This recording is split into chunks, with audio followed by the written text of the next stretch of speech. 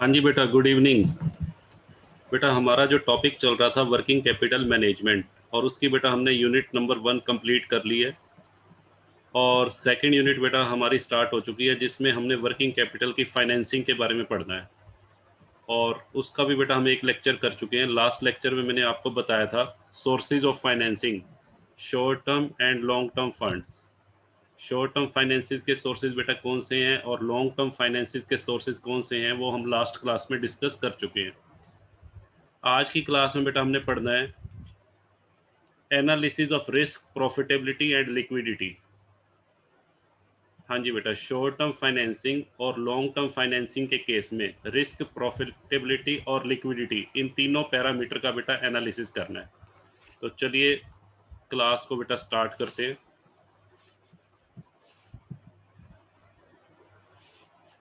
हाँ जी बेटा, ये बेटा हमने चर्चा लास्ट क्लास में की थी, long term sources of finance and short term sources.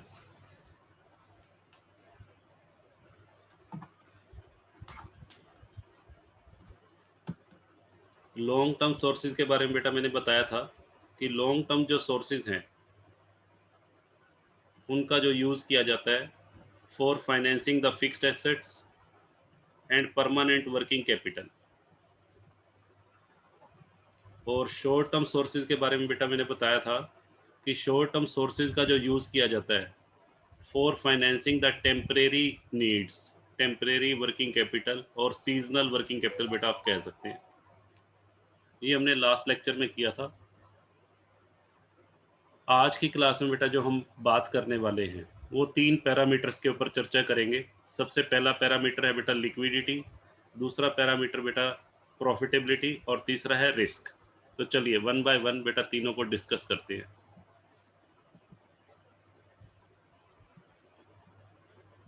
तो सबसे पहले बेटा हम बात कर लेते हैं प्रॉफिटेबिलिटी की।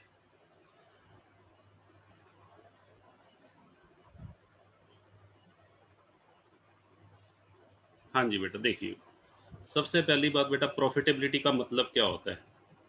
प्रॉफिटेबिलिटी को अगर हम डिफाइन करें तो प्रॉफिटेबिलिटी बेटा होता है excess of revenue over cost. Excess of revenue over cost, इसको बेटा इस तरीके से दिखा सकते हैं, रिवेन्यू माइनस कॉस्ट कह लीजिए या बेटा एक्सपेंसेस कह लीजिए। ठीक है, ये हम सभी को पता है। ठीक है जी, हम अकाउंट्स के स्टूडेंट हैं और हम बेटा 11th क्लास से ही पढ़ते आ रहे हैं प्रॉफिट का मीनिंग। प्रॉफिट का मतलब क्या होता है, रिवेन्यू माइनस कॉस्ट। चलिए अब प्रॉफिटेबिलिटी को बेटा हमने डिस्कस करना है, प्रॉफिटेबिलिटी पैरामीटर पे शॉर्ट टर्म फाइनेंसिंग और लॉन्ग टर्म फाइनेंसिंग को लेकर। मुझे बेटा एक बात बताइए, शॉर्ट टर्म फाइनेंसिंग और लॉन्ग टर्म फाइनेंसिंग में से कौन सा जो सोर्स है, कौन सा सोर्स ऑफ फाइनेंसिंग बेटा ज़्यादा कॉस्टली है। अगर मैं कॉस्ट की बात करूं तो बेटा दोनों में से ज़्यादा कॉस्टली कौन सा है, शॉर्ट टर्म फाइनेंस। देखिए फाइनेंसिंग बेटा बिजनेस के लिए एक सर्विस है, ध्यान से सुनिए।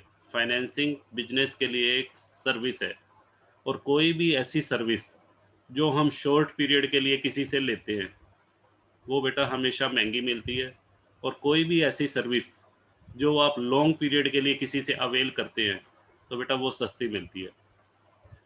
मैं एक एग्जांपल लेता हूँ। मान लीजिए बेटा आप मनाली घूमने के लिए गए, ध्यान से सुनिएगा बेटा। आप मनाली गए घूमने के लिए और वहाँ पे बेटा आपने एक सपोज कीजिए होटल लेना है, होटल में रूम लेना है।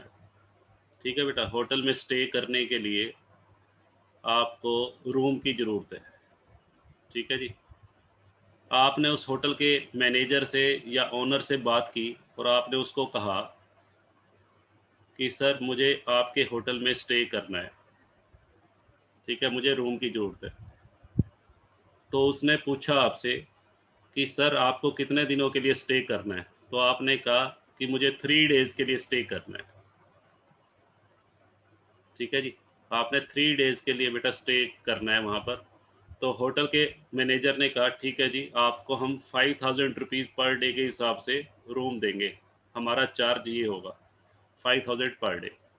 तो यहाँ पे बेटा मुझे एक बात बताओ, अगर आप 3 दिन होटल में स्टे करोगे और 5000 रुपये पर डे आप पे करोगे तो आपको कितना एक्सपेंस या कितनी कॉस्ट बियर करनी पड़ेगी। आपका बेटा खर्चा आएगा 15,000, 15,000। ठीक है बेटा, सर 15,000 खर्चा आएगा, बिल्कुल बेटा 15,000 ही आएगा। ठीक है जी। अब उसी होटल में बेटा आपको स्टे करना है, आपको रूम की ज़रूरत है। ठीक है, आप कहते हो मेरे को 20 डेज़ के लिए चाहिए। हाँ जी बेटा, आपने वही होटल 20 डेज़ के लिए बुक करना चाहते हो। तो होटल का मैनेजर क्या कहता है जी, अगर आप 20 डेज़ के लिए लोगे तो हम आपको ये रूम 3000 रुपीज़ पर डे के हिसाब से दे देंगे। हाँ जी बेटा, अब मुझे बताओ यहाँ पर आपका आउटफ्लो कितना होगा। यहाँ पे बेटा आपका खर्चा होगा 60,000।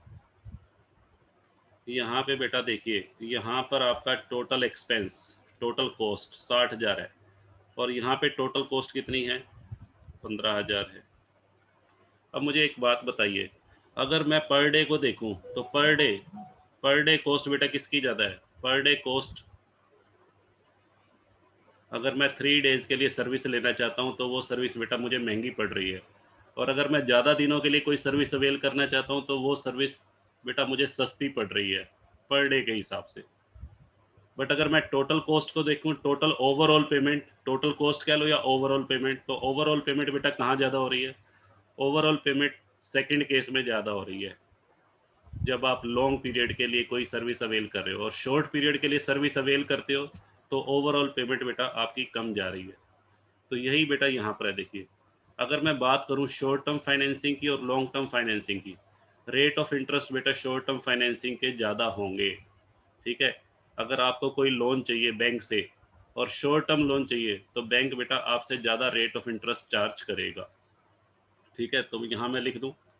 हाँ जी बेटा, रेट ऑफ इंटरेस्ट, अगर मैं रेट ऑफ इंटरेस्ट की बात करूँ तो रेट ऑफ इंटरेस्ट बेटा शॉर्ट टर्म फाइनेंसिंग में ज़्यादा होगा, और लॉन्ग टर्म फाइनेंसिंग में रेट ऑफ इंटरेस्ट बेटा कम होगा, क्योंकि यहाँ मैं लंबे पीरियड के लिए सर्विस अवेल करना चाहता हूँ, लंबे पीरियड के लिए फाइनेंस लेना चाहता हूँ तो सस्ता मिलेगा। बट अगर मैं थोड़े पीरियड के लिए फाइनेंस लेना चाहता हूँ, लोन लेना चाहता हूँ तो बेटा महंगा मिलेगा। बट अगर मैं ओवरऑल कॉस्ट की बात करूँ, ओवरऑल, हाँ जी बेटा, ओवरऑल कॉस्ट, यहाँ पे ओवरऑल कॉस्ट बेटा मेरी, हाँ जी बेटा, यहाँ rate of interest no doubt ज़्यादा होगा बट ओवरऑल कॉस्ट मेरी बेटा कम होगी। ठीक है जी। देखिए जैसे यहाँ था, और यहाँ पे बेटा ओवरऑल कॉस्ट की अगर मैं बात करूँ, ओवरऑल कॉस्ट, यहाँ बेटा नो डाउट मेरा रेट ऑफ इंटरेस्ट कम है बट ओवरऑल कॉस्ट बेटा यहाँ ज़्यादा होगी। जैसे यहाँ पे देखिए 60,000 पे।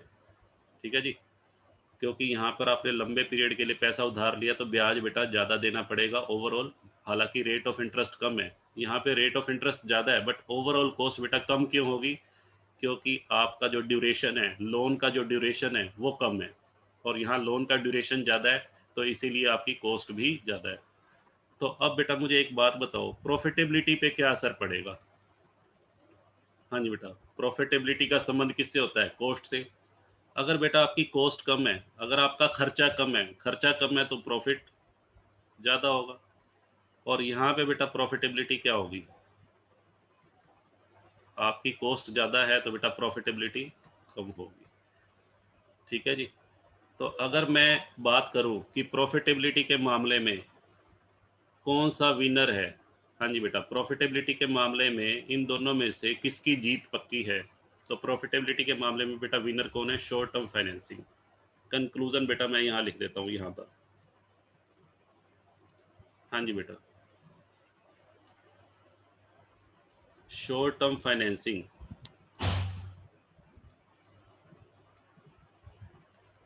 is the winner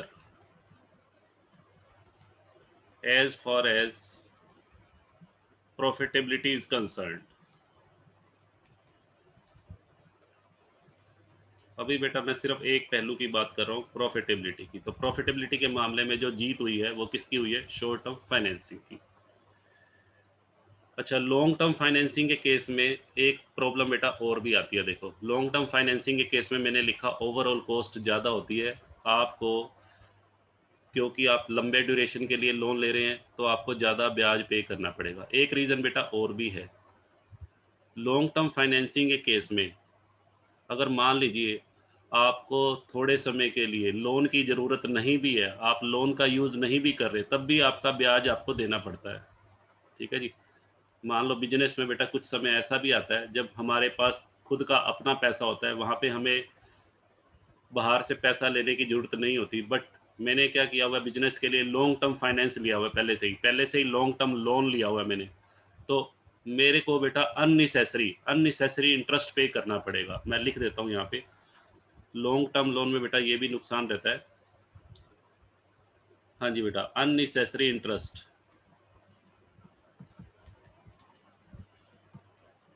have to be paid. हाँ जी बेटा, unnecessary interest have to be paid for the period when the funds are not utilised. हाँ जी बेटा, अगर आप उन फंड्स को यूटिलाइज नहीं करेंगे तो उस पीरियड का बेटा आपको ब्याज देना ही पड़ेगा। ठीक है जी? तो ये बेटा इसमें नुकसान है। जैसे होटल में, जैसे इसको अगर मैं इसके साथ कंपेयर करूँ, होटल में बेटा आपने 20 डेज़ के लिए रूम लिया, लॉन्ग पीरियड के लिए 3000 पर डे पे 60,000। मान लीजिए इन 20 डेज़ में से बेटा 3 दिन आप घर पे आ गए, 3 डेज़ बेटा आप घर पे स्टे करने के लिए आ गए, अपने होम टाउन में आ गए। तो उस केस में क्या, आप मुझे सोच के बताओ, क्या आपका जो होटल का जो मैनेजर है, क्या आपसे रूम का जो किराया लेगा वो 20 डेज़ का लेगा या 17 डेज़ का लेगा बेटा?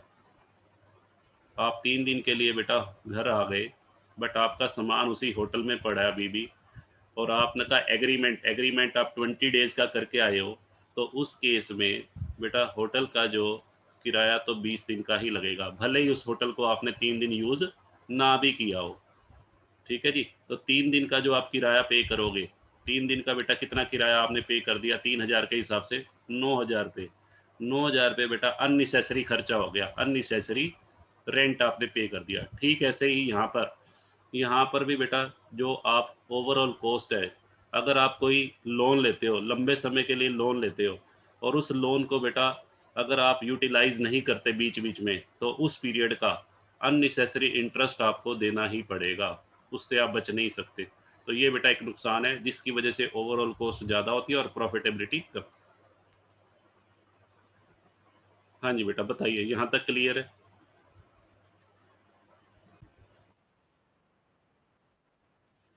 अब बेटा बात करते हैं दूसरे पैरामीटर की। सेकंड पैरामीटर बेटा हमारा है रिस्क। हाँ जी बेटा, अगर हम बेटा रिस्क की बात करें, तो आप मुझे बेटा सोच के बताओ कि शॉर्ट टर्म फाइनेंसिंग और लॉन्ग टर्म फाइनेंसिंग में ज़्यादा रिस्की बेटा कौन सा है? रिस्क का मतलब बेटा पहले क्या होता है, सुनिए। रिस्क का मतलब होता है degree of uncertainty.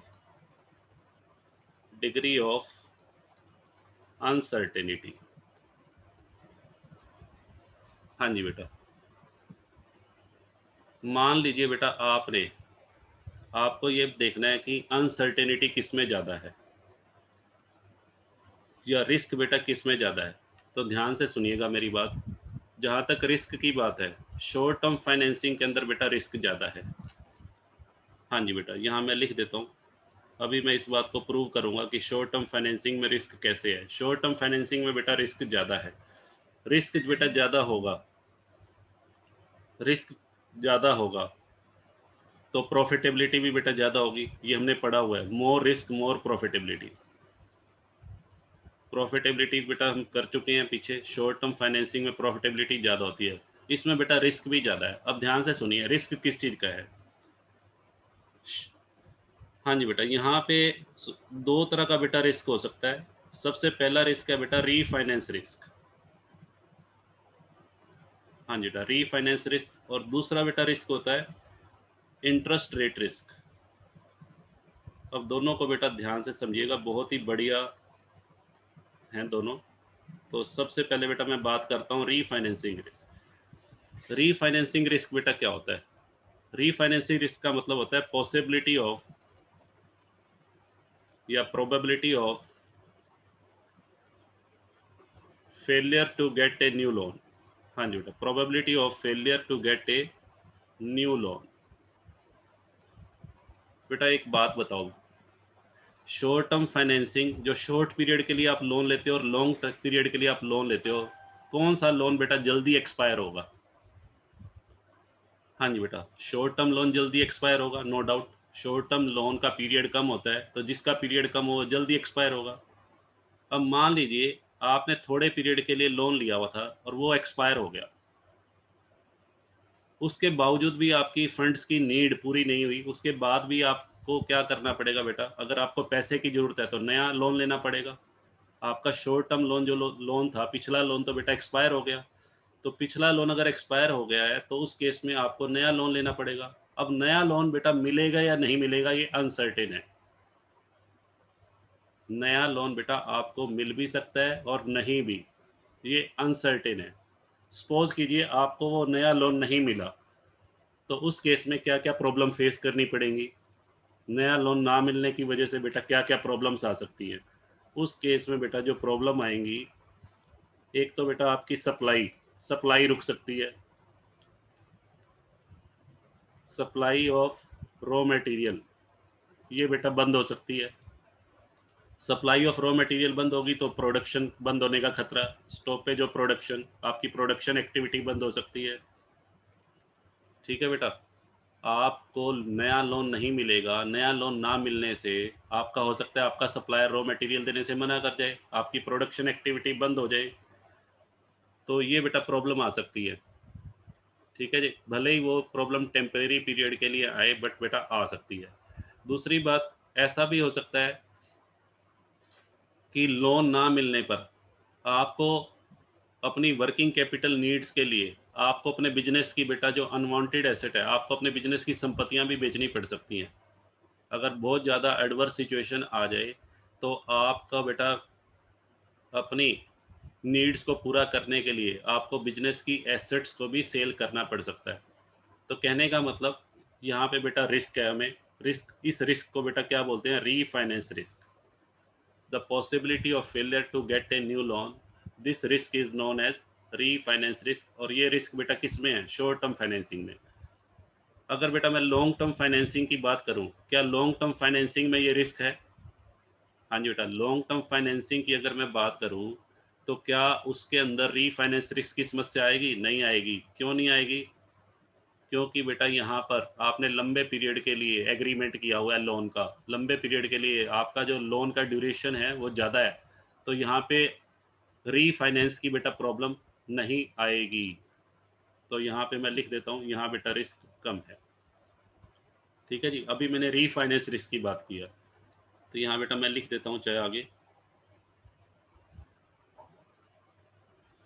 Refinance risk. चलिए अब आगे बेटा बढ़ते हैं, इंटरेस्ट रेट रिस्क। दूसरी चीज़ बेटा क्या है? जो इंटरेस्ट रेट में बेटा फ्लक्चुएशन आते हैं, इंटरेस्ट रेट के अंदर जो फ्लक्चुएशन आते हैं, उस रिस्क को बेटा हम बोलते हैं इंटरेस्ट रेट रिस्क। तो यहाँ पे मैं लिख देता हूँ, इंटरेस्ट रेट रिस्क का मतलब बेटा क्या है? Possibility of getting new loan at higher rate. हाँ जी बेटा, अब ध्यान से सुनिए।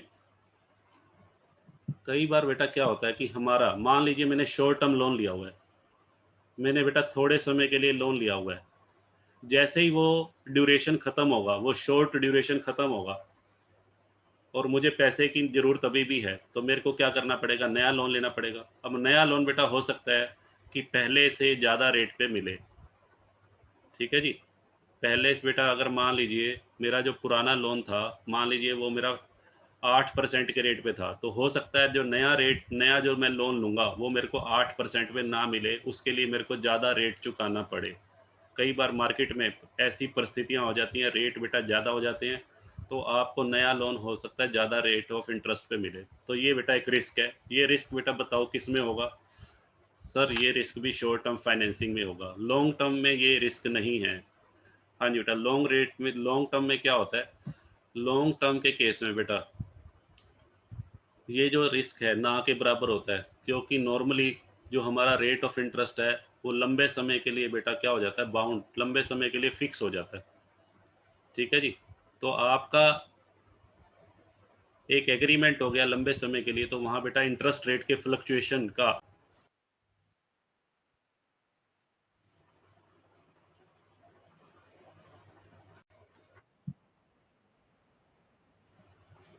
हाँ जी बेटा, तो अगर मैं अपनी बात को यहाँ सम अप करूँ, तो यहाँ पर बेटा कंक्लूज़न क्या निकलता है देखिए। अभी मैंने 2 तरह के रिस्क के बारे में बताया, एक तो बेटा रीफाइनेंस रिस्क और दूसरा बेटा बताया इंटरेस्ट रेट रिस्क।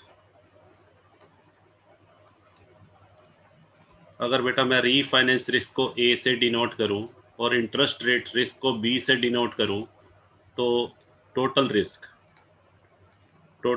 बेटा हो गया ए प्लस बी। ठीक है जी, टोटल रिस्क को मैंने बेटा आर से डिनोट कर लिया, आर से रिप्रेजेंट कर दिया। तो ओवरऑल बेटा कंक्लूजन क्या निकलेगा, देखिए शॉर्ट टर्म फाइनेंसिंग के केस में बेटा रीफाइनेंस रिस्क भी ज़्यादा है और इंटरेस्ट रेट रिस्क बेटा ये भी ज़्यादा है। ठीक है जी, तो जो टोटल रिस्क है बेटा आर, नो डाउट बेटा वो भी ज़्यादा होगा। और अगर लॉन्ग टर्म फाइनेंसिंग के केस में देखें, तो बेटा रीफाइनेंस रिस्क का तो बेटा यहाँ क्वेश्चन ही अराइज नहीं होता, क्योंकि आपने लॉन्ग ड्यूरेशन के लिए लोन लिया है, तो इसका तो बेटा क्वेश्चन ही अराइज नहीं होता।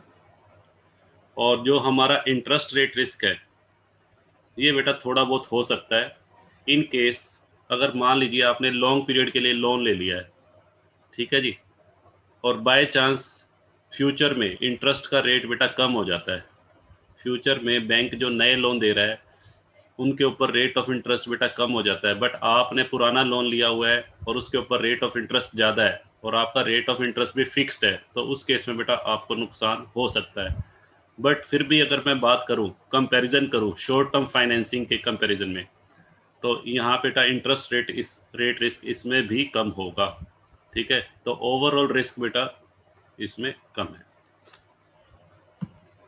तो अगर बेटा मैं बात करूं कि रिस्क के मामले में जो रेस है वो किसने जीती है, हाँ जी बेटा, रिस्क के मामले में बेटा विनर कौन है, हमारा लॉन्ग टर्म फाइनेंसिंग। ठीक है जी, तो मैं यहाँ लिख देता हूँ, अगर मैं कंक्लूजन डालूँ, हाँ जी बेटा, कंक्लूजन क्या होगा, as far as risk is concerned, हाँ जी बेटा, the winner is long term financing.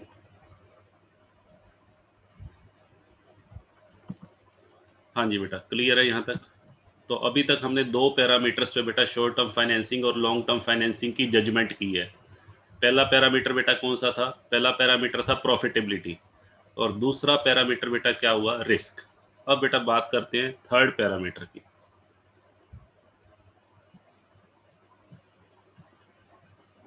हाँ जी बेटा, देखिए थर्ड पैरामीटर बेटा जिस पे अब हमने बात करनी है वो है लिक्विडिटी। तो सबसे पहली बात बेटा, लिक्विडिटी का मतलब क्या है, लिक्विडिटी क्या होती है, लिक्विडिटी का मतलब बेटा होता है,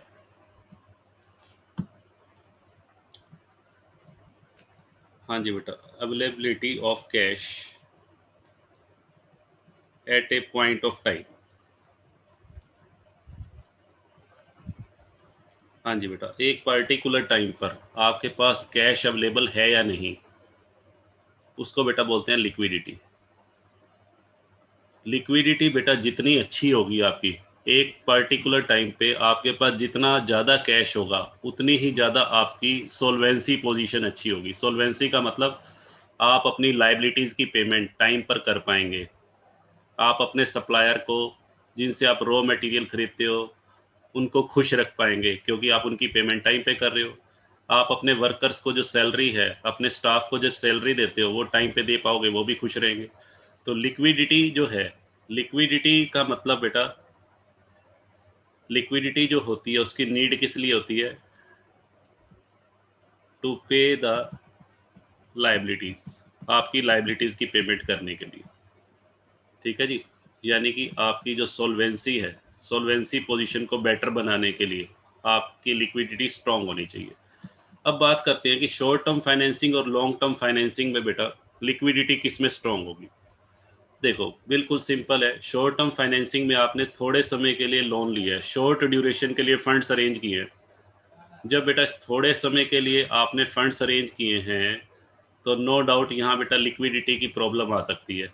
अगर मान लीजिए आपने बैंक से कोई लोन लिया हुआ है शॉर्ट पीरियड के लिए और आपका वो लोन बेटा एक्सपायर हो गया, ठीक है जी, आपका वो लोन एक्सपायर हो गया मीन्स आपने बैंक का पैसा सारा लोन वो चुकता कर दिया, आपने थोड़े पीरियड के लिए लोन लिया, बट उसके बावजूद भी आपको पैसे की ज़रूरत है, तो वहाँ बेटा लिक्विडिटी की प्रॉब्लम आ सकती है और आपको अपनी लायबिलिटीज़ की पेमेंट करने में दिक्कत आएगी।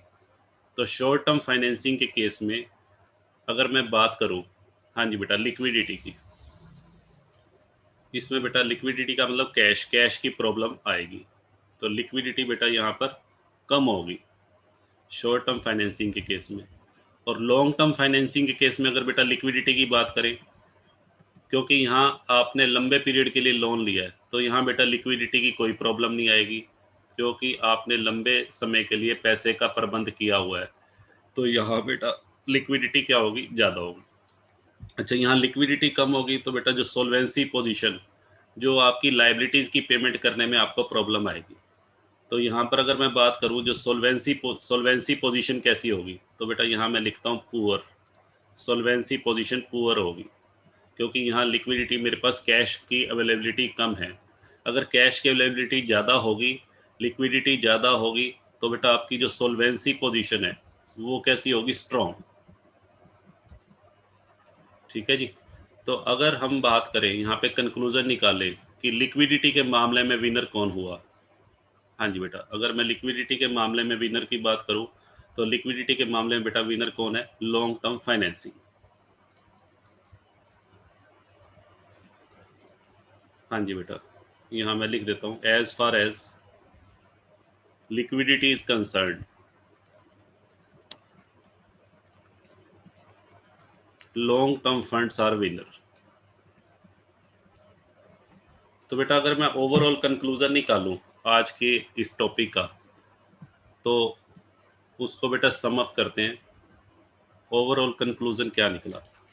हाँ जी बेटा, यहाँ मैं कंक्लूजन लिखता हूँ,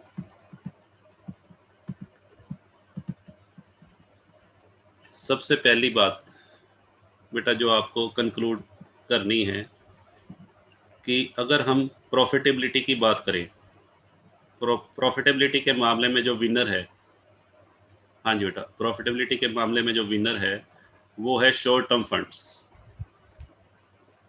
ये बेटा पहला कंक्लूजन है। अगर हम बात करें रिस्क के मामले में विनर कौन है, रिस्क के मामले में बेटा विनर है लॉन्ग टर्म फंड्स, क्योंकि उनमें रिस्क कम होता है। प्रॉफिटेबिलिटी के मामले में अगर प्रॉफिटेबिलिटी की बात करें तो शॉर्ट टर्म फंड्स के केस में बेटा प्रॉफिटेबिलिटी ज़्यादा होगी। और रिस्क के मामले में अगर बात करें, रिस्क कब कम होगा, जब लॉन्ग टर्म फंड्स आप यूज़ करोगे। और तीसरा बेटा लिक्विडिटी के मामले में, अगर हम लिक्विडिटी को एनालाइज करें तो लिक्विडिटी के मामले में भी बेटा विनर कौन है, लॉन्ग टर्म फंड्स। और फोर्थ कंक्लूजन बेटा आप ये भी लिख सकते हो कि जो हमारी प्रॉफिटेबिलिटी और रिस्क है, हाँ जी बेटा, profitability and risk are always directly related. हाँ जी बेटा, इनमें हमेशा प्रत्यक्ष संबंध होता है। प्रॉफिटेबिलिटी और रिस्क में बेटा कैसा रिलेशन है, हमेशा डायरेक्ट रिलेशन। कहने का मतलब, डायरेक्ट रिलेशन का मतलब, हाँ जी बेटा, मोर रिस्क, इसको ऐसे कह सकते हैं, मोर रिस्क बेटा जितना ज़्यादा होगा प्रॉफिटेबिलिटी उतनी ज़्यादा होगी, रिस्क कम होगा तो प्रॉफिटेबिलिटी भी कम होगी। ये तो बेटा हम 11th क्लास से पढ़ते आ रहे हैं ये इस बात को। और फिफ्थ कंक्लूजन बेटा अगर मैं निकालूं, हाँ जी बेटा, प्रॉफिटेबिलिटी और लिक्विडिटी, हाँ जी बेटा, प्रॉफिटेबिलिटी और लिक्विडिटी में भी कैसा रिलेशन है,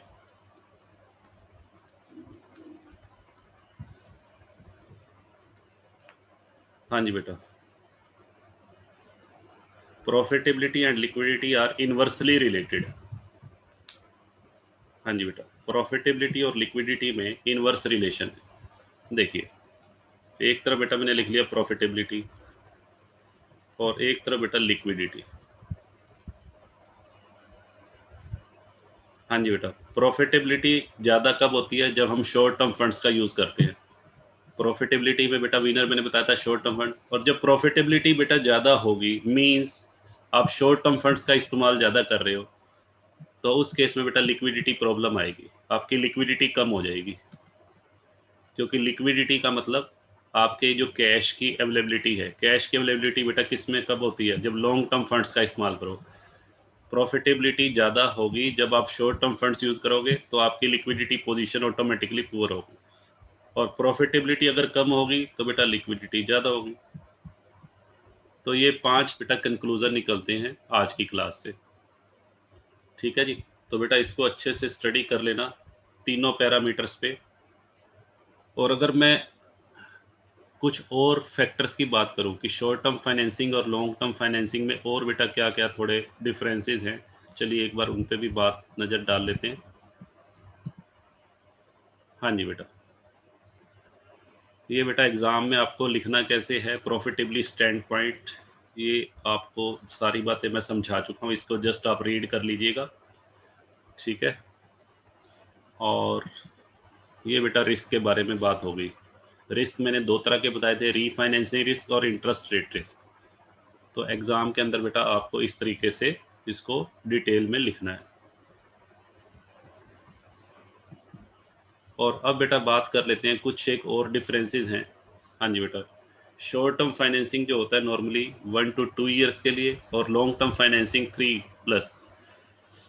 शॉर्ट टर्म फंड्स को अरेंज करने के लिए, हाँ जी बेटा, इसमें हायर अप्रूवल रेट्स, हाँ जी बेटा, अप्रूवल रेट तो बेटा ज़्यादा होंगे, इसमें आपको रेट ऑफ इंटरेस्ट ज़्यादा पे करना पड़ता है, जबकि इसमें एलिजिबिलिटी रिक्वायरमेंट कम है। ऐसे लोन को लेने में कोई दिक्कत नहीं आती। शॉर्ट टर्म फाइनेंसिंग के केस में जो फॉर्मेलिटीज़ है वो कम है, इसके अंदर फॉर्मेलिटीज़ ज़्यादा है। लॉन्ग टर्म फाइनेंसिंग के केस में ज़्यादा फॉर्मेलिटीज़ हैं, बट रेट ऑफ इंटरेस्ट बेटा इसमें कम होगा। ठीक है, शॉर्ट टर्म फाइनेंसिंग में रेट बेटा फ्लेक्सिबल होंगे, मैंने अभी बताया था, ये लोन थोड़े समय के लिए होता है, तो थोड़े समय के बाद जब ये लोन एक्सपायर हो जाएगा तो नया लोन आपको उसका कम रेट पे भी मिल सकता है और ज़्यादा रेट पे भी मिल सकता है, तो रेट्स फ्लेक्सिबल होंगे। इसमें बेटा आप लॉन्ग ड्यूरेशन के लिए लोन ले रहे हैं, तो लॉन्ग ड्यूरेशन के लिए जब आप लोन लेते हैं तो आपका रेट क्या होता है, फिक्स हो जाता है। ठीक है जी, हालांकि कई बार ऑप्शन होती है कि आप अपने रेट को फ्लक्चुएटिंग रखना चाहते हैं, तो जैसे ही मार्केट में इंटरेस्ट का रेट चेंज होगा तो आपका इंटरेस्ट रेट भी ऑटोमेटिकली चेंज होगा। वो तब है जब आपने फ्लक्चुएटिंग ऑप्शन को चूज़ किया हो, सेलेक्ट किया हो। अच्छा, short term financing used for working capital. Short term financing की जरूरत बेटा किस लिए होती है, वर्किंग कैपिटल के लिए, या आपके जो रूटीन के खर्चे हैं, हाँ जी बेटा, डे टू डे एक्सपेंसेस, उनकी पेमेंट करने के लिए। और लॉन्ग टर्म फाइनेंसिंग की जरूरत होती है लॉन्ग टर्म इनिशिएटिव, आपने कोई फिक्स एसेट्स में या कोई कैपिटल एक्सपेंडिचर करना है, उसके लिए बेटा इसकी रिक्वायरमेंट होती है। नेक्स्ट है शॉर्ट टर्म फाइनेंसिंग केस में बेटा हो सकता है किसी तरह की कोई सिक्योरिटी की जरूरत ना हो, मे नॉट रिक्वायर कोलेट्रल का मतलब, जब आप शॉर्ट टर्म पीरियड के लिए बेटा पैसा उधार लेते हैं तो नॉर्मली वो आपकी फाइनेंशियल स्टेटमेंट्स के बेस पे, आपका जो स्टॉक है, आपके जो डेटर्स हैं, आपकी जो फाइनेंशियल स्टेटमेंट के बेस पे ही बेटा शॉर्ट टर्म फाइनेंस मिल जाता है, जैसे हमने पढ़ा था उसमें बैंक ओवरड्राफ्ट के केस में। ठीक है, वहाँ पे किसी तरह की कोई सिक्योरिटी की जनरली ज़रूरत नहीं होती। ऐसे ही अगर आपको अपने सप्लायर से उधार माल खरीदना है तो बेटा वो कोई चीज़ गिरवी नहीं रखवाते, आपके बस रिलेशन अच्छे होने चाहिए उनके साथ, रिलेशनशिप अच्छे होंगे तो ऑटोमेटिकली आपको शॉर्ट टर्म फाइनेंस में किसी तरह की दिक्कत नहीं आएगी। जबकि लॉन्ग टर्म फाइनेंस के केस में बेटा आपको कोलेट्रल की जरूरत पड़ेगी। कोलेट्रल का मतलब आपको कोई चीज़ बेटा गिरवी रखनी पड़ सकती है, आपको अपनी फिक्स एसेट्स गिरवी रखनी पड़ सकती हैं। ठीक है जी, आपको अपने बिजनेस की बेटा जो स्थायी संपत्तियां हैं या स्टॉक है, करंट एसेट, वो भी बेटा गिरवी रखनी पड़ सकती है लॉन्ग टर्म फाइनेंसिंग के लिए। और शॉर्ट टर्म फाइनेंसिंग बेटा इसमें जल्दी पैसा मिल जाता है, इजी एक्सेस टू फंडिंग, ये जो है शॉर्ट टर्म फाइनेंसिंग आपको इजीली अवेलेबल हो जाता है। और लॉन्ग टर्म फाइनेंसिंग में आपको बेटा वेट करना पड़ सकता है, क्योंकि यहाँ पर बैंक ने बेटा आपको लंबे समय के लिए पैसा उधार देना है। जो भी व्यक्ति या जो भी इन्वेस्टर लंबे समय के लिए आपके साथ जुड़ रहा है वो बेटा इतनी आसानी से आपको पैसा नहीं देगा, वो आपको इंतजार करवाएगा। ठीक है जी, और शॉर्ट पीरियड के लिए बेटा फंड आसानी से रेज कर सकते हो आप। अच्छा, शॉर्ट टर्म फाइनेंसिंग की खास बात क्या है, शॉर्ट टर्म फाइनेंसिंग में मैंने आपको बताया हायर इंटरेस्ट रेट होते हैं, इंटरेस्ट रेट तो ज़्यादा होता है बट ओवरऑल पेमेंट आपकी बेटा कम होती है ब्याज की, क्योंकि ड्यूरेशन कम है। यहाँ पे ब्याज का रेट तो कम है लॉन्ग टर्म में, बट आपकी ओवरऑल रीपेमेंट ज़्यादा होगी, क्योंकि due to duration, due to long duration. ठीक है, तो ये बातें मैं ऑलरेडी डिस्कस कर चुका हूँ पहले। डिटेल में। तो आज की क्लास को बेटा यहीं पर ओवर करते हैं। तो इस पूरे कंसेप्ट को बेटा आपने अच्छे से रीड करना है, क्योंकि हमारी नेक्स्ट क्लास इसी के ऊपर बेस्ड है। नेक्स्ट क्लास में जब हम वर्किंग कैपिटल मैनेजमेंट की स्ट्रेटेजीज करेंगे, तो वहाँ पर बेटा आज का जो कंसेप्ट है वही काम में आएगा। ठीक है जी, चलिए तो आज की क्लास को बेटा यहीं ओवर करते हैं। Bye bye.